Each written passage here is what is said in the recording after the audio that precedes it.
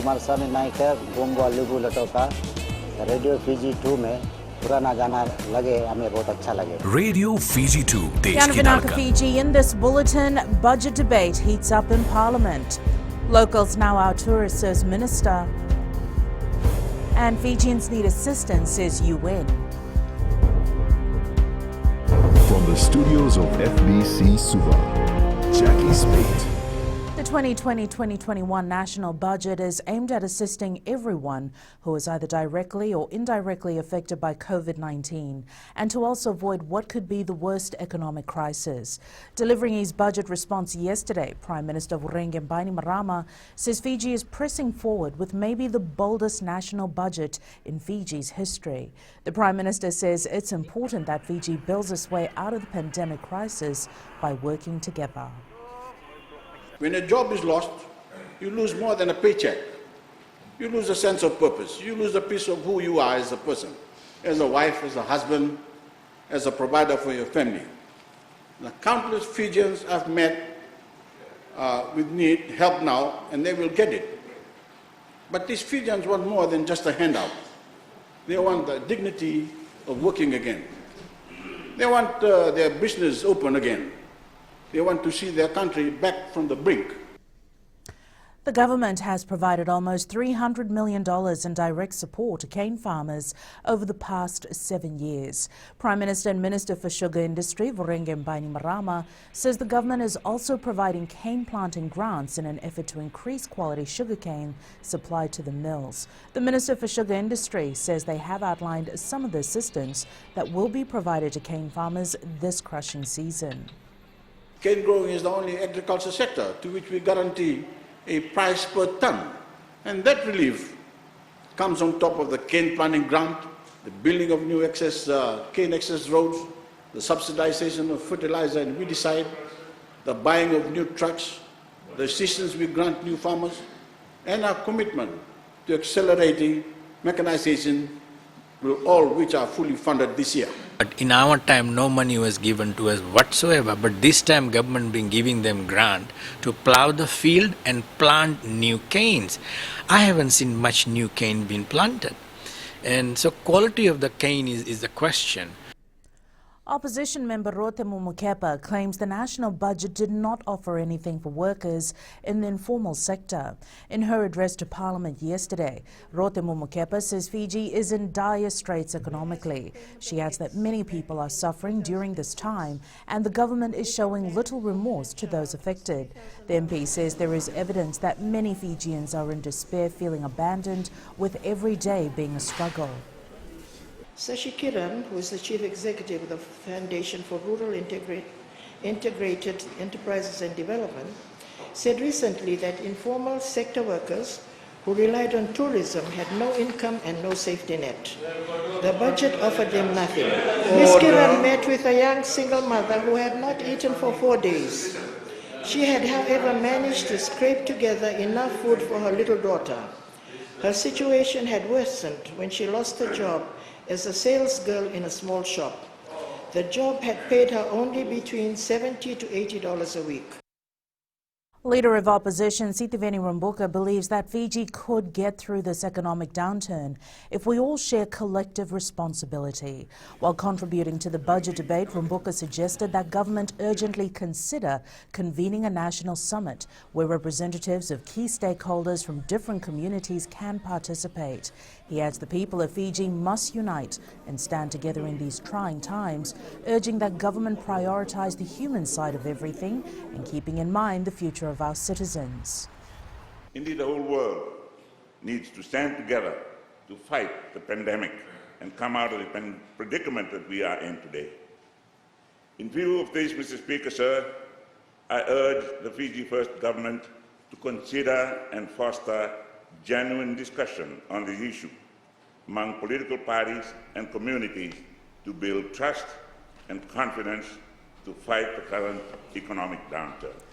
Meanwhile, the Leader of Opposition has labelled the 2020-2021 national budget as irresponsible and deceiving.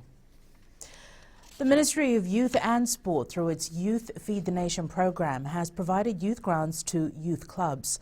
This was done to help them establish their micro and small businesses. This initiative was shared by the Minister for Youth and Sports, Pravin Kumar, during his National Budget Response address yesterday.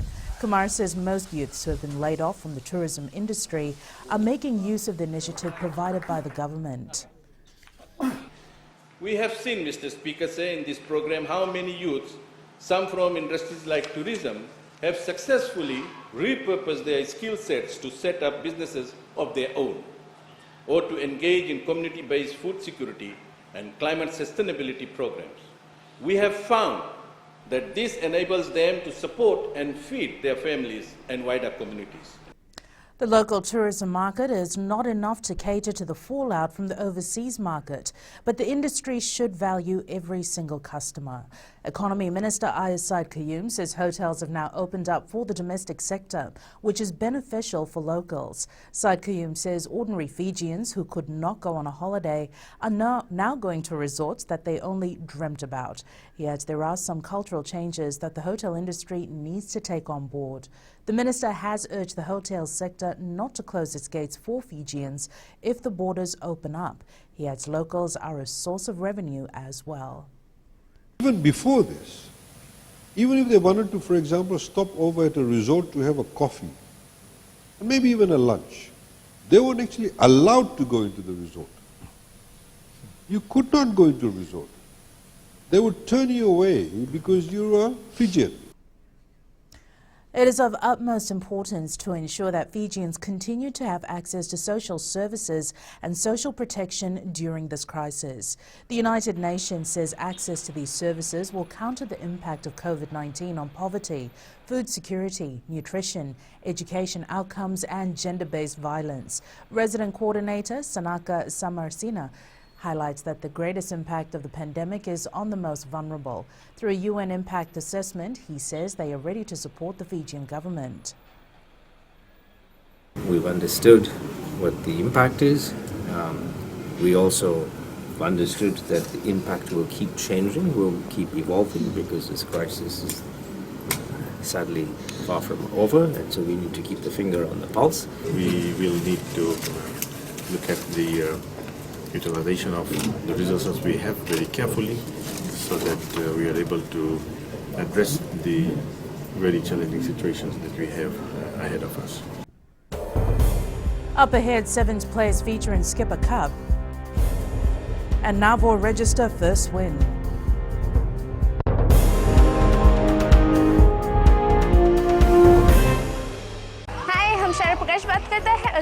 Mirchi FM subcontinent and Mirchi FM it's hot. Mirchi FM, it's hot.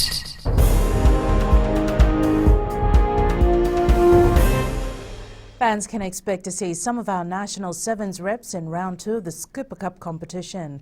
As one of Fiji's much anticipated local rugby competitions, the Skipper Cup will now feature our national sevens players representing their various provincial teams. National reps like Te Rio Tamani, Alessio Nanduva, Levi Kanikonda, Melin Ternalangi and Chuta Waningolo are part of the Suva training squad, while Aminiasi Tuimamba is said to be joining the Yasawa rugby team. Fiji national men's sevens head coach Gareth Baber says these players will still be part of the national training squad, but this has been a chance for them to play in the Skipper Cup. The skipper, the boys will be playing from round 2, and subsequent to that they'll still be in training blocks with us through the week. So really, it's a tough training block and competition block for these players to continue to do, and the intention is to get them tough and ready for competition. A talented young player was introduced in the Skipper Cup opener and Fairbrother Sullivan Trophy Challenge match last week for Nandronga. Jonatani Vasarakuta may be an unknown, but he is sure going to be a household name soon. The 20-year-old from Nakorvo in Serua played his first game for Nandronga against Suva at outside centre, and he didn't disappoint. This year he was rewarded with a call-up to join the Fiji Warriors in the Pacific Rugby Challenge. He says to play the Skipper Cup champions in his first outing was a blessing in disguise. Yes, it's a blessing. It's one thing the teammates for how we inside the field. Without them, I wouldn't be playing this good. I just want to thank God for everything. the team will be standing up here.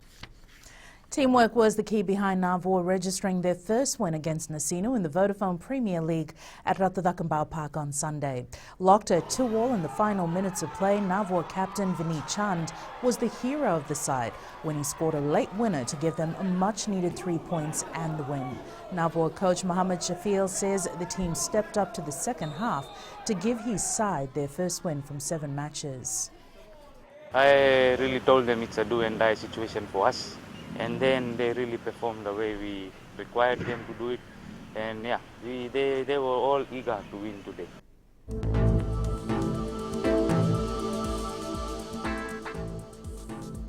Quick look at today's weather map. It is Tuesday, the 28th of July.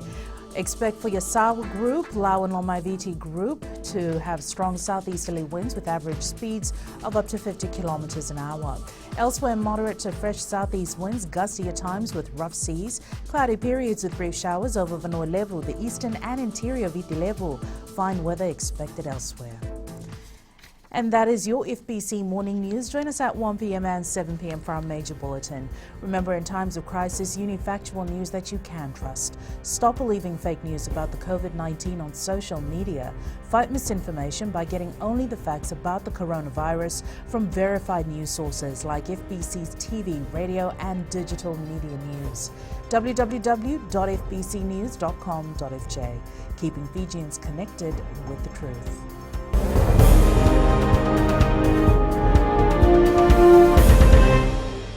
Hi, I'm Ini from Raki Raki. I love Gold FM, only the classic hits. Gold FM, only the classic hits.